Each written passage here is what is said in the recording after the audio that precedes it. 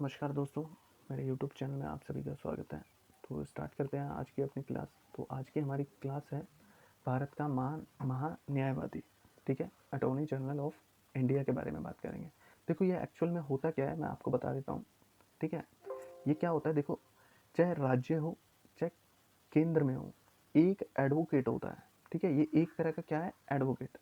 Advocate होते हैं ये किस लिए नियुक्त किए जाते हैं, ताकि सरकार को कानूनी सहायता दे सकें, ठीक है। समझ में आ रहा है ना, ये एडवोकेट होते हैं सरकार के एडवोकेट, ठीक है। जैसे राज्य में होगा तो राज्य के भी एडवोकेट होते हैं, ठीक है। ऐसे केंद्र सरकार के भी एडवोकेट होते हैं जो समय समय पर रखे जाते हैं। जैसे सरकार बदलती है तो भी रखे जाते हैं, और सरकार चाहे तो बीच में भी इनको चेंज कर सकती है। तो आर्टिकल क्या है, देखो ये कॉन्स्टिट्यूशनली है, मतलब ये पद कोई ऐसा नहीं है सरकार ने बनाई है, हमारे संविधान में अनुच्छेद 76 के अंतर्गत क्या है, भारत के न्यायवादी पद के बारे में बताया गया है। राष्ट्रपति द्वारा महान्यायवादी पद की नियुक्ति की जाती है, मतलब एक व्यक्ति को नियुक्त किया जाता है महान्यायवादी, ठीक है, की नियुक्ति की जाती है, और ये राष्ट्रपति के प्रसाद प्रियत पद पर रहता है। मतलब राष्ट्रपति जब तक चाहे इसको पद पर रख सकता है, लेकिन एक्चुअल में क्या होता है, प्रधानमंत्री ही सलाह देता है राष्ट्रपति को कि इनको नियुक्त करें। मैंने अपनी प्राइम मिनिस्टर की जब पावर आपको बता रहा था, वहाँ मैंने आपको डिटेल में बता दिया कि कौन कौन से पद राष्ट्रपति की सलाह से और प्रधानमंत्री की सलाह से राष्ट्रपति नियुक्त करते हैं।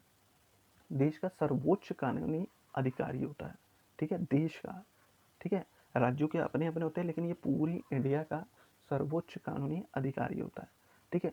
उच्चतम न्यायालय के न्यायाधीश की योग्यता रखता हो।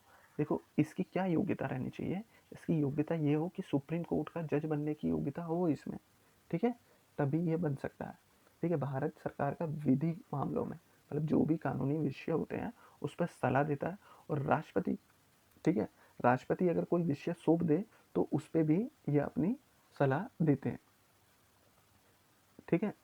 जब तक राष्ट्रपति इनको पद पे रखता है तब तक इनका पद बना रहता है, और इसके कार्यकाल कोई निश्चित नहीं है। फिर राष्ट्रपति बता दिया ना कि राष्ट्रपति भाई रखता है, तो राष्ट्रपति कभी भी हटा सकता है प्रधानमंत्री की सलाह पे। तो ये राष्ट्रपति के ही अधीन रहता है कि कब तक रहना है, ठीक है। अब पावर्स की बात करते हैं। भारत की किसी भी अदालत में सुनवाई का अधिकार होता है, ठीक है। भारत की, इंडिया की कोई भी अदालत हो तो ये सुनवाई कर सकता है। संसद के दोनों सदनों एवं समितियों में जा सकता है, ठीक है, लेकिन मतदान नहीं देगा, ठीक है। मैंने बताया ना आर्टिकल 88 है, तो उसमें क्या मंत्री भी जा सकते हैं और महान्यायवादी भी जा सकता है, लेकिन ये वोटिंग नहीं कर सकते हैं। ये बैठकों में भाग ले सकते हैं लेकिन वोटिंग नहीं कर सकते, ठीक है। और महान्यायवादी को संसद के सभी विशेषाधिकार प्राप्त होते हैं, मतलब पावर लगभग उतनी ही होती है, इनको सारी सुख सुविधाएं उतनी मिलती है, ठीक है। सांसदों को मिलने वाले सारे अधिकार इनको प्राप्त होते हैं। राष्ट्रपति जब चाहे इनको पद से हटा सकता है, ठीक है, और या फिर ये खुद राष्ट्रपति को अपना त्याग पत्र दे सकते हैं, या फिर अगर पूरी मंत्रिपरिषद बर्खास्त हो जाए, मतलब त्याग पत्र देते, तो ऑटोमेटिकली इनका कार्यकाल समाप्त हो जाता है, ठीक है। अब आर्टिकल 88 में बताया हुआ कि संसद में मंत्री और महान्यायवादी का अधिकार, जो मैं बता चुका हूँ, बोलने का अधिकार है और संयुक्त बैठक में भाग लेने का अधिकार है, लेकिन ये भाग लेते हैं, ठीक है, लेकिन ये वोटिंग नहीं कर सकते, तो ये वोटिंग नहीं कर सकते।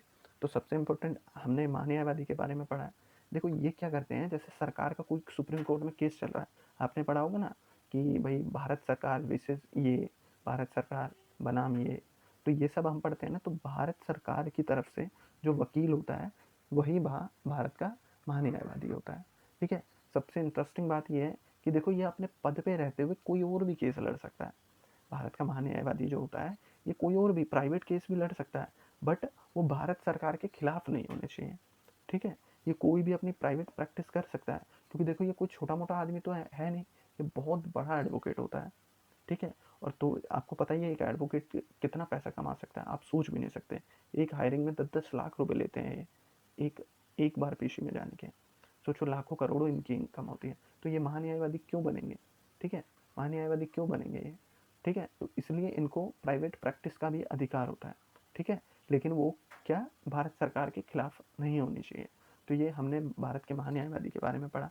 देखो कुछ फैक्ट आपको बुक में भी मिल जाएंगे, लेकिन हमारा बेसिक क्या है कि हम आपको बेस्ट से बेस्ट समझा सकें, इसी उद्देश्य से ये वीडियो बनाई गई है।